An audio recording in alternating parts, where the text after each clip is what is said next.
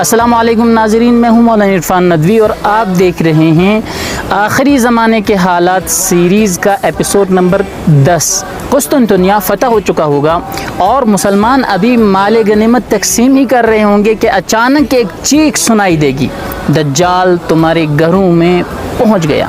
لشکر فوراً سب کچھ چھوڑ دے گا اور اپنے اہل و عیال کی طرف روانہ ہو جائے گا، لیکن رسول اللہ صلی اللہ علیہ وسلم نے فرمایا فَيَخْرُجُونَ وَذَلِكَ بَاطِلٌ، مسلمان واپس روانہ ہوں گے لیکن وہ خبر جھوٹی ہوگی۔ حوالہ صحیح مسلم حدیث نمبر 2897۔ یہ آواز شیطان کی طرف سے ہوگی تاکہ مسلمانوں میں گھبراہٹ اور انتشار پیدا ہو، لیکن جب مسلمانوں کا لشکر شام پہنچے گا، ملک شام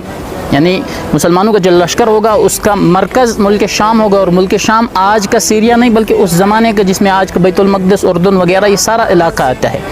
تو جب مسلمانوں کا لشکر واپس اپنے مرکز یعنی شام پہنچے گا تو